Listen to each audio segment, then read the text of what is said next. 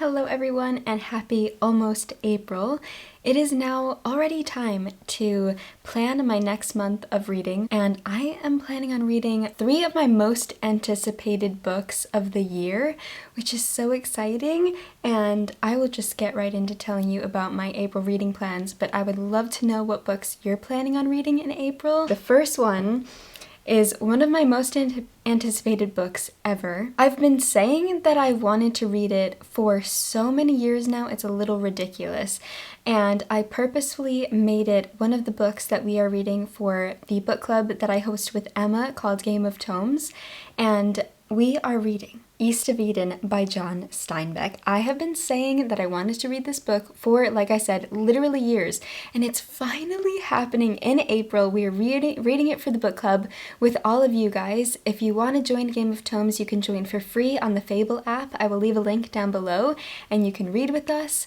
I am so excited. I started reading East of Eden last autumn, and I got started and I was really enjoying it, or maybe the end of summer. The descriptions of the landscape were absolutely beautiful, and what I know of East of Eden is that it is a multi-generational family drama, but it's so much more than that as well. Very, very deep, very thought-provoking. So many of you guys have said that it's one of your favorite books of all time, so I am ridiculously looking forward to reading it, and I just can't wait to pick it up. I read some other John Steinbeck stories, and I really like his writing, and I just can't wait to read this epic of his, because I think a lot of people agree that this and Grapes of Wrath are 2 of his best works, so this is the one that I think I'm most looking forward to reading. We are also reading it for April, May, and June. Our book club, we read big books over longer periods of time, so it's less pressuring.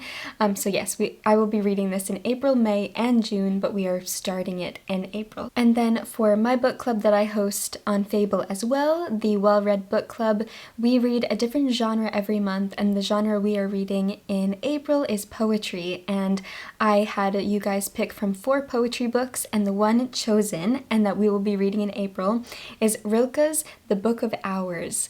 And I am so excited for this one as well. This is another one of my most anticipated books because I've had it on my shelves for ages and I just haven't picked it up. The subtitle is Love Poems to God, and it is translated by Anita Barrows and Joanna Macy with a new introduction by the translators of the book. And I am really looking forward to this. I've only read Letters to a Young Poet, and I love Letters to a Young Poet, so I'm really excited to read more of Rilke, and I can't wait to read it with all of you guys.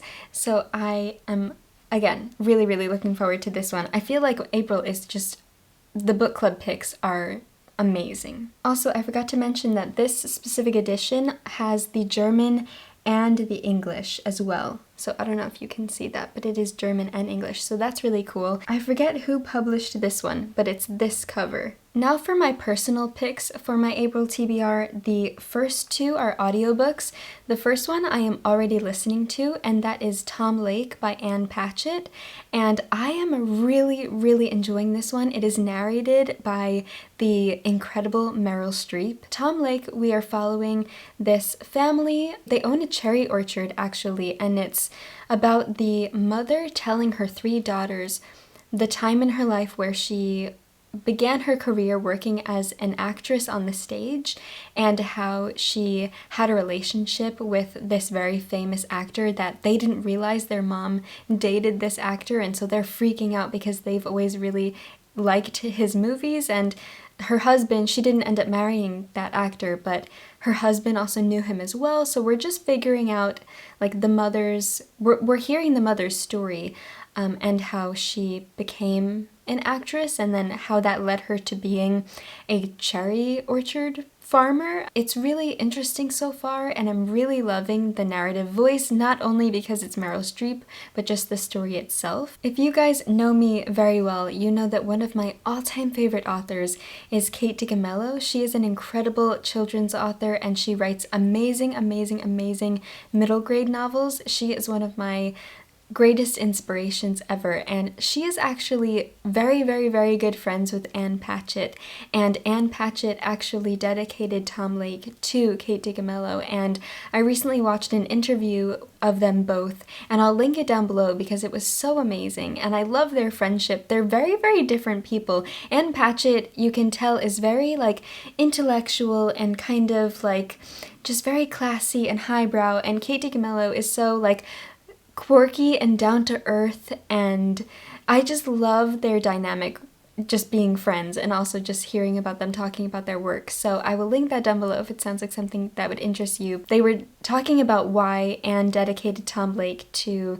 Kate, and it was just amazing. So that's why I really wanted to start reading it, and then I heard that it was narrated by Meryl Streep. I was like, you know what, I just need to listen to this book, and Ann Patchett is such an incredible writer. Highly recommend it, even though I've only read a little bit of it, or listened to a little bit of it so far, but the audiobook is incredible. The other audiobook that I would love to read if it eventually becomes available, because right now so many people are wanting to read it, and on the Libby app, which is through my library, I started out like 71st in line, and I think now I'm down to like 30th in line. If I end up getting the book, if the book becomes available to me, I will listen to it, and that is Everything is Tuberculosis by John Green.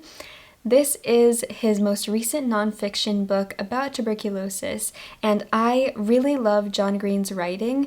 I have read some of his YA novels, not all of them, and I read his most recent, up until this point, his last nonfiction book. He also narrates both audiobooks himself, The Anthropocene Reviewed and Everything is Tuberculosis. He does such an incredible job narrating his work, and The Anthropocene Reviewed was nonfiction, and so is Everything is Tuberculosis. Since this is nonfiction, I don't want to get the synopsis incorrect, so I'm going to read it to you. In 2019, author John Green met Henry, I believe his last name's Reider, R-E-I-D-E-R, a young tuberculosis patient at Laka Government Hospital in Sierra Leone. John became fast friends with Henry, a boy with spindly legs and a big goofy smile. In the years since that first visit to Laka, Green has become a vocal advocate for increasing access to treatment and wider awareness of the healthcare inequities that allow this curable, preventable infectious disease to also be the deadliest, killing over 1 million people every year. In Everything is Tuberculosis, John tells Henry's story, woven through the scientific and social histories of how tuberculosis has shaped our world and how our choices will shape the future of tuberculosis. I have been hearing amazing things about Everything is Tuberculosis, and I just can't wait to listen to it. Another one that I'm like very anticipated release of 2025. Another very anticipated book that I want to read if I can get it on my Kindle right now. It's on hold on the Libby app through my library, and I am waiting for it to become available, and that is The Death of Ivan Ilyich by Leo Tolstoy. As you guys know, or if you don't know, Leo Tolstoy is one of my all-time favorite writers, and I haven't read this, I feel like, very, very famous work of his. So many people have recommended it to me, and I'm really looking forward to reading it. It is one of the books that I have on my 2025 TBR that I would really, really like to get to, and I don't know too much of what it's about. I don't really want to know too much, but I'm really looking forward to just being back in the world and words of Leo Tolstoy, and I look forward to telling you what I think of it. The rest I have with me physically, and the first one is The Death of a Naturalist by Seamus Heaney. This was one of the books that was an option for the Well-Read Book Club for poetry for April, but you guys didn't pick this one. You picked Rilke's The Book of Hours, which is perfectly fine because I'm so excited to read that one. But I said that if this one didn't get picked, I would read it on my own, so that is the plan. This is from the amazing Faber and Faber poetry collection, which I just love so much, and I got this at a local independent bookshop here in Bristol. The bookshop is called Heron, and this was recommended to me by the owner and one of the booksellers, Harry, and I'm really looking forward to reading this one. I know so many people adore Seamus Heaney's poetry, and I haven't read any of his poems before.